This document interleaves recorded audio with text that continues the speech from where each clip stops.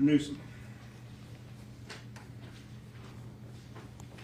You, sir, are a perfect example of why we have in this state a felony murder rule. I'm pretty sure, having sat through the trial, that you did not wake up that morning and say to yourself, I'm going to go kill somebody today, or I'm going to go and hook up with people who will murder someone.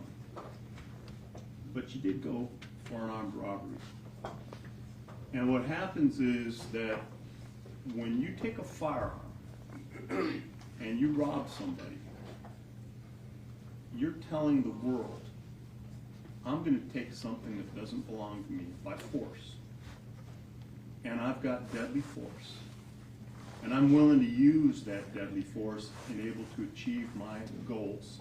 And even if your intent at that moment was only to rob and not to kill, who can say that the death of the victim is not a predictable and foreseeable outcome of arming yourself and confronting the person?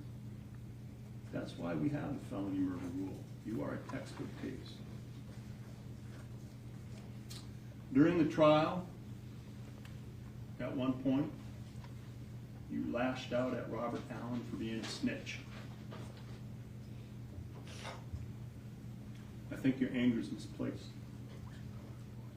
If you have any anger about what's happening here today and what will happen to you for the rest of your life, beyond the anger that you should have with yourself, perhaps your anger should be directed behind you at your co-defendants, the ones who selected the target in this case, and the one who turned a robbery into a murder. They're the ones that you can thank for your predicament beyond your own actions. Trayvon Newsom, a jury of your peers having found you guilty of the crime of murder in the first degree with a firearm and robbery with a deadly weapon, a firearm. This court now sentences you on count 1 to life in Florida State Prison with a 10-year minimum mandatory and credit for 1,704 days already served. On count 2, I will sentence you to life in Florida State Prison with a 10-year minimum mandatory and credit for 1,704 days already served. The two sentences will run concurrent with each other. There are standard court costs, costs of prosecution, which can be reduced to a civil lien. You have 30 days to appeal.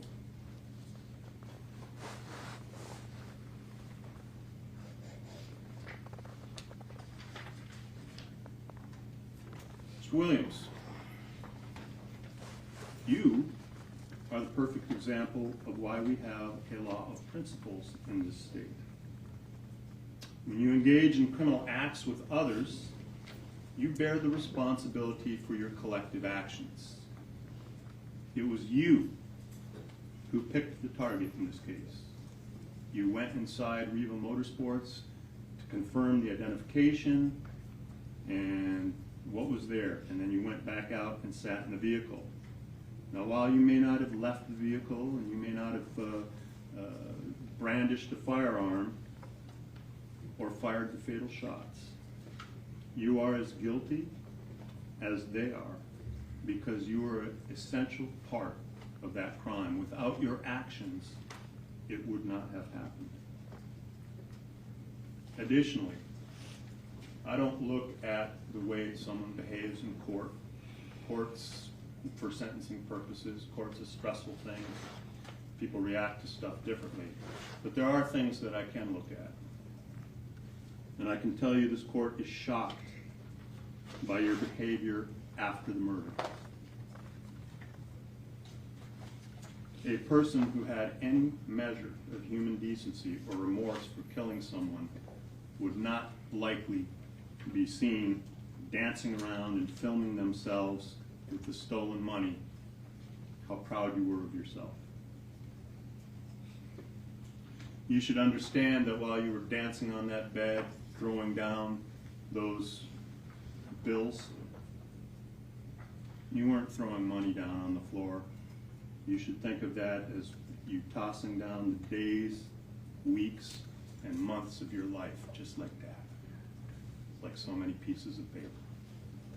The very next day, when you went to spend that blood money on sneakers and jerseys, you revealed to the court the value you place on the human life that was taken.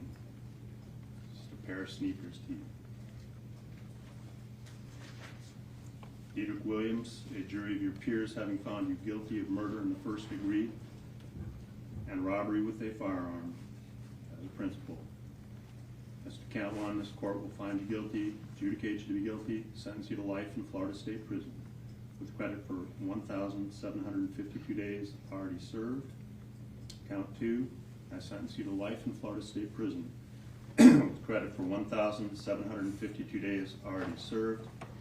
Two counts will run concurrent with each other. There are standard court costs of prosecution. I will reduce those to civil lien. Both you and Mr. Newsom should understand that life sentences are necessarily life without possibility of parole because we do not have parole in Florida.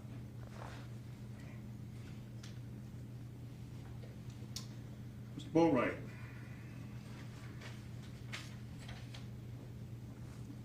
You turned a robbery into a murder. And on that day, when you stood there and fired that weapon, you didn't just end one life. You effectively ended 5 lives, including your own. Like I just said, you need to understand that when we say life in Florida State Prison, that means life. It is necessarily without parole. Florida abolished parole. You know, as the song says, you can check out anytime you like, but you can never leave. You will spend the rest of your life in prison. From here, you will go and be placed in a cell that has a stainless steel slab that's attached to the wall. That's your bed. And next to it is a stainless steel sink and a stainless steel toilet. That's the furniture that you have in that cell. You'll spend every hour and every day and every week and every year of your life in that cell. And one day, they'll come and open up that cell in the morning and you'll have passed on. And only on that day will you have served your sentence. A jury of your peers having found you guilty of murder in the first degree with a firearm and having discharged that firearm and having that firearm discharge result in the death of Chasse Onfroy, this court will sentence you to life in Florida State Prison with credit for 1,732 days already served.